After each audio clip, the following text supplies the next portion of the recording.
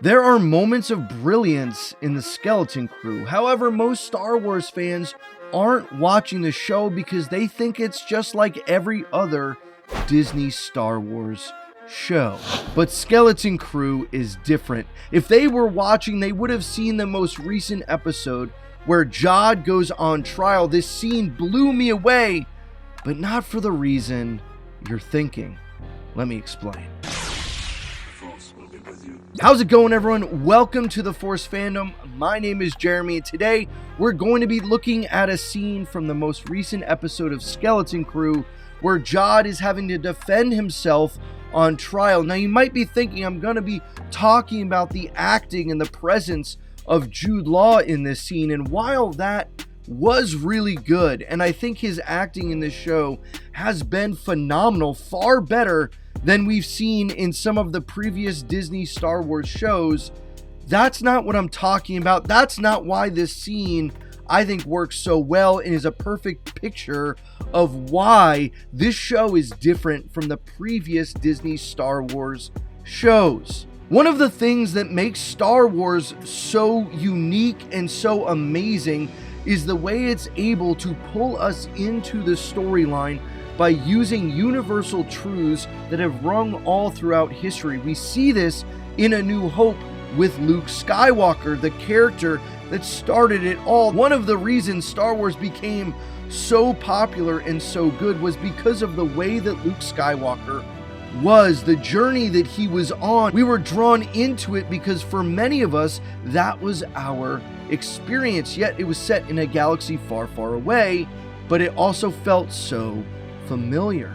And we see that same thing here with Jod as he's standing before Brutus, about to be thrown out of an airlock when he's given his time to defend himself. Wait!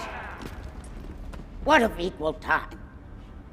Right of last appeal. So says the Pirates' Code.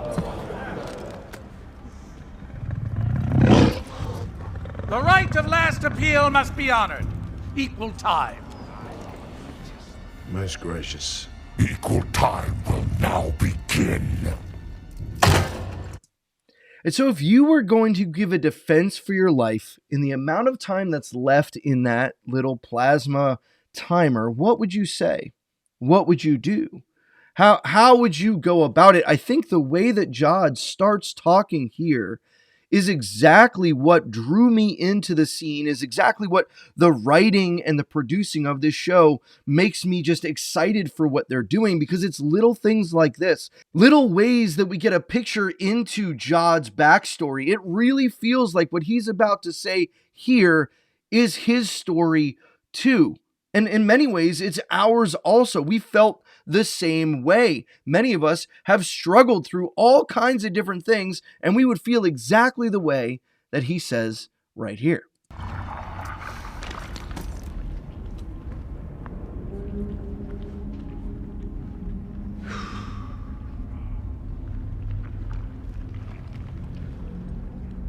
I'm hungry.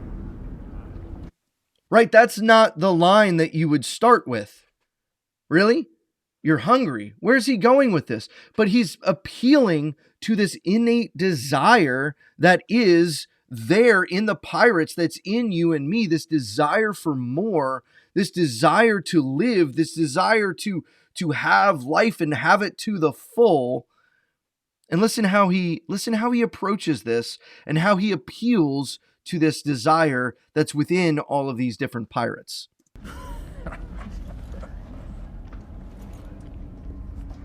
I've been hungry since I can remember. Because all I ever have are scraps. What's he on about?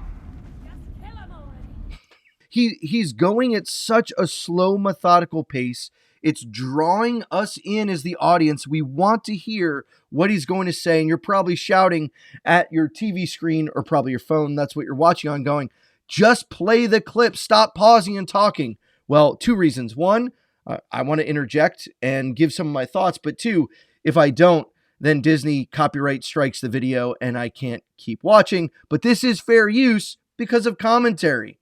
So listen to what he says. Say anything to save his skin. How long have you been hungry? How long?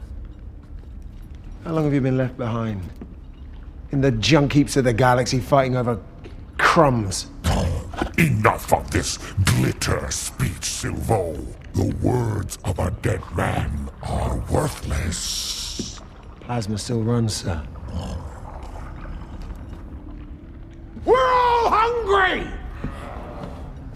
Because credits are scarce! There's never enough! What if there were? Just imagine.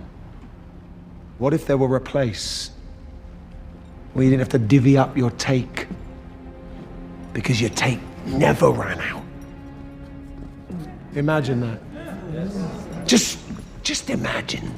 And so he appeals to their imagination, to their desire, to their want of more, their want of a perfect life, their want of a life without hunger, without need, without want. And isn't that what we all desire? We want that for our kids, to not have to go through the things that we go through, to not have to fight and scratch for the things that we want. We want the nicer house, the better car. And many of these are just ingrained in us. It's part of our makeup, our DNA, our desire for more. And that's exactly what he's doing. It's a master manipulative move to not just defend himself, but to actually appeal to the pirates to say, hey, don't you want this too? Do you want to just keep living the way that you've been living? Or do you want something more? Do you want something better? Do you want something bigger? And I can give it to you. Glurb, my friend. That glowweed plantation we all know you're saving up for. Imagine if you could buy yourself an entire ocean. That'd be something.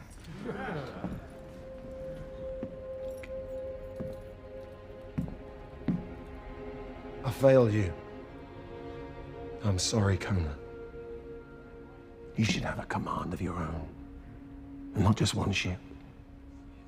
An entire fleet.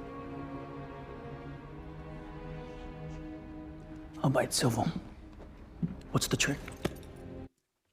And so he then appeals to those he knows. He shows that he understands them. He cares about them, or at least pretending to care about them, but he knows their wants, their desires, their dreams, their aspirations, and he plays into that in a masterful way. This is beautiful storytelling and writing. This is great character development, and all of this in just 4 to 5 minutes of time. And not only that, I feel like we're getting Jod to open up his own heart. This is what he wants. This is what he's desired, and his desire is just like theirs. So he talks about the glowweed farm and having your own command, but he also says something really important there that I think shows the maturity and the growth of Jod as a character that is far different than Brutus or any of these other pirates. He apologizes. He confesses. He says that he hasn't done the best that he could have done. He's being real and honest here. I think to a degree, he is telling them what they want to hear, but he isn't lying. This is what he believes. He believes that At-Aten holds this eternal treasure. And I don't think he's lying that he wants to share it in some way with all of them. We've seen the tenderness of Jod to care for these kids, to help them, even though he turns on them once he has what he needs. This feels genuine. This feels like where his character has been growing, where maybe he even feels guilty about what he's done to the kids. And he's like, everyone around me, I fail. I do what's best for myself.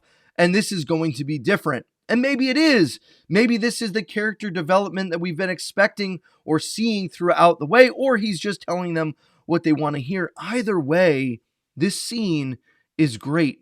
But it doesn't end there. I think it lands with an exclamation point that just ties it all together.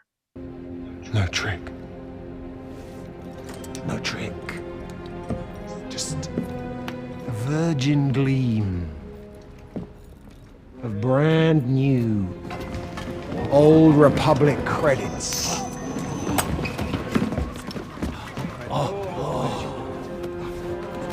Just like the creds them brats were flashing. I told you they were real. They're real!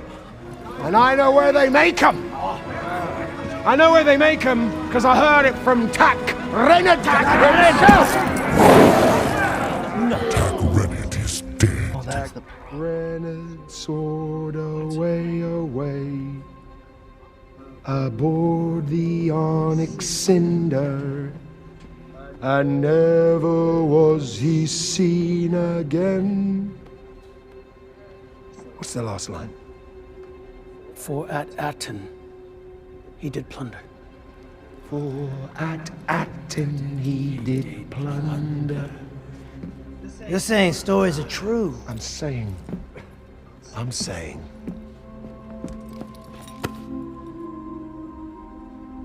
We all know Brutus makes a very capable first mate.